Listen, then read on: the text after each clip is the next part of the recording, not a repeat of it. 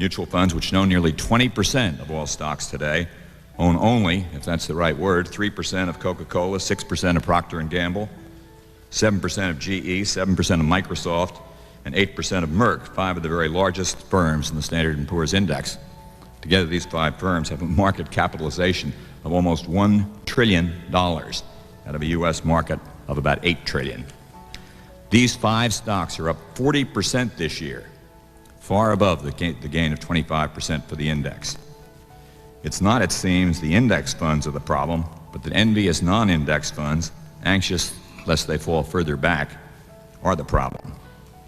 In all, similarities with 1929 abound, and I don't hesitate to haul up the warning flag. The worrisome signs not only include the high valuations I've described, but the similarity of the words we read today with those of the now forgotten era. For example, the United States President who says, quote, "No Congress ever assembled on surveying the state of the Union has met with a more pleasing prospect than that which appears at the present time. In the domestic field there is tranquility and contentment, and the highest record of years of prosperity." Calvin Coolidge, December 4th, 1928. And a financial article states, this is pretty stinging, "The establishment of mutual funds by banks and independent groups has almost become a fad. The public appetite for them grows even more rapidly than the funds can. They represent buying power in the market that appears to be without a saturation point. New levels in the stock market." August 1929. In short, it seems to me that speculation, betting on higher and higher valuations, is in the driver's seat. Investment, betting on the fundamentals of dividend yields and earnings growth, is in the back seat, probably even in the rumble seat. But when speculation drives stock returns in the short run, while it drives stock returns in the short run, it's the crystal clear lesson of history, at least the past 200 years, that in the long run, fundamentals drive returns. So that tension has to be resolved. Let me give you 2 extreme possibilities. 1, a market drop of 35%, just for the fun of it. This would lower price-earnings ratio to a more normal level of about 13 times. And at 5,200 in the Dow, we would still repose, I might add, fat, dumb, and happy, where we sat in January 1996, just a year and 1/2 ago. This is hardly a doomsday scenario. 2, we're in a new era in which stock returns average 15%, 14% earnings growth, and a 1% dividend yield, rather than the long-term historic norm of about 10.5%, 6.5% earnings growth plus a 4% dividend yield. In short, a new era of boom times and high valuations that would justify today's price levels. Indeed, Barton Biggs, that eminent if volatile guru at Morgan Stanley, bearish as he has been for so long, famine will follow feast in the long run, entertained this idea a few months ago in a paper entitled "A New Mean to Revert To." He did include the question mark, at least.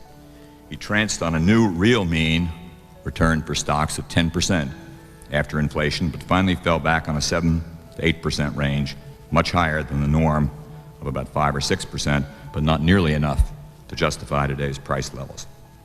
The bull's case is quite beautiful. You ought to hear it.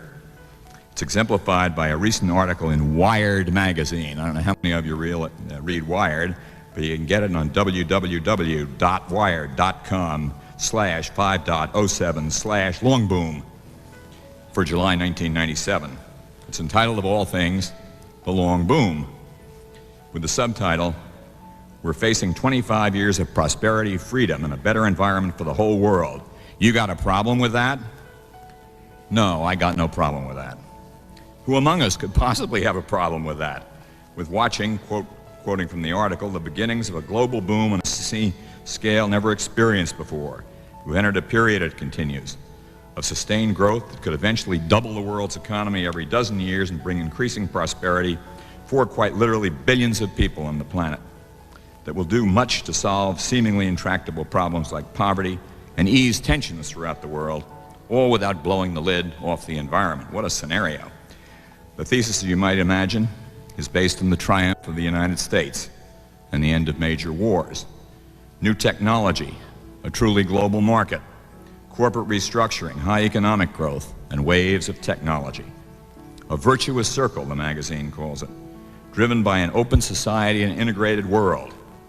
As a result, the article continues, the Fed lifts its foot off the brake, productivity soars, biotechnology revolutionizes agriculture, alternative sources of energy abound, Europe is integrated by 2002, Russia has a solid economy by 2005, and China develops the world's largest economy by 2020. All in all, quote, a radically optimistic meme. I'd never heard the word meme before, and I failed to find it in the dictionary. Then someone in the office sent it to me. I think I've got it here. I'll take just a moment to tell you what meme means in case you share my ignorance. Meme, a contagious idea that replicates like a virus passed on from mind to mind. Memes function the way genes and viruses do, propagating through communications networks and face-to-face contact between people. The meme is the basic unit of cultural evolution. So we have a new one, apparently. Now, of course, it could happen, but I wouldn't bet the ranch on it. The U.S. stock market, however, seems to be betting the ranch on it. It's priced, I think, for the best of times and only for the best of times. But what of the global stock markets? Are they a better bet? Alas, ever the skeptic, I'm a bit doubtful about the global thesis, which essentially goes like this. That since the U.S. represents 40% of the value of the $20 trillion world stock market, a fully diversified portfolio, a truly diversified portfolio, invested in 40% in the U.S. and 60% in Europe, the Pacific, and the emerging markets, provide the highest future risk-adjusted return. Risks, so the thesis goes, should be lower because global markets fluctuate in different magnitudes at different times than U.S. markets. But here, history doesn't help us very much. In the 70s and the 80s, for example, U.S. investors in foreign stocks earned returns of 17% a year, terrific returns, versus 11% in the U.S., with not much difference in risk. Was it precedent? Hardly. Was it a precursor? No. So far in the 1990s, U.S. stocks are up 17% a year, foreign stocks just 5%. And no one can predict which of those patterns, if either for that matter, we face in the years ahead. To buttress the skeptical case, my skeptical case, I guess, foreign returns earned by U.S.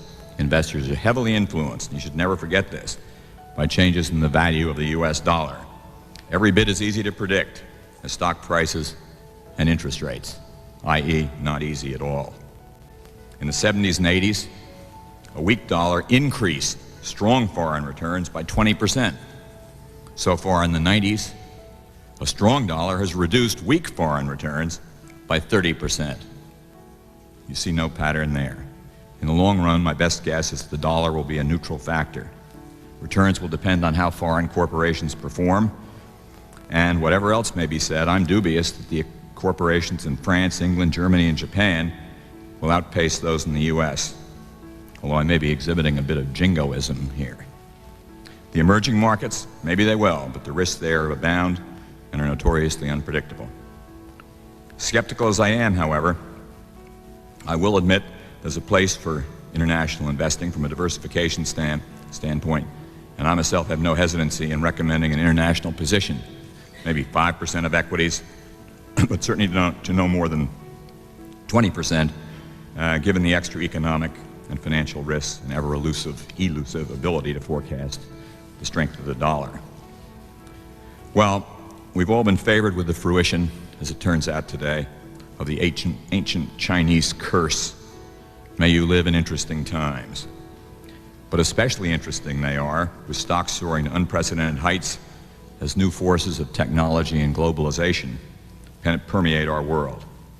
We can't walk away from it, so deal with it we must.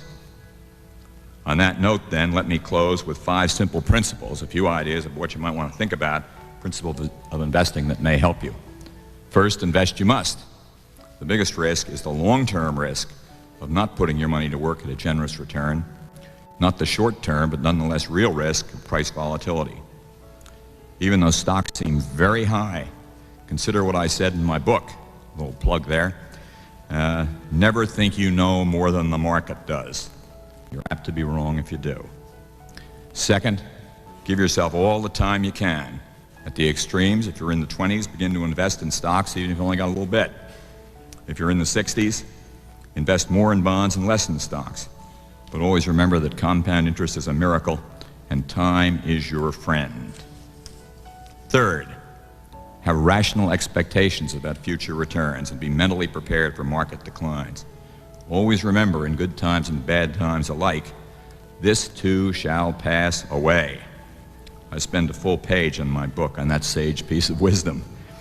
If this too shall indeed pass away, and your emotions can kill you, you should keep them out of your investment program because impulse is your foe. Fourth, rely on simplicity. Simplicity above all. There are too many witch doctors in this business. Basic investing is simple. A sensible asset allocation to stocks, bonds, and reserves, a middle-of-the-road selection of diversified funds, a careful balancing of risks and returns, and lest we forget costs, which can kill long-run returns too. Don't disregard low-cost index funds. That's my only plug. Warren Buffett just happens to agree, I'm buttressed by his support, on the importance of cost and on the value of indexing, a nice third-party endorsement, if you will. And fifth and last, when you've followed all of these 4 rules, as I said, and I've meant 1,000 times, if not 10,000 times, no matter what happens, stay the course. Good luck in investing in these interesting times. Thank you.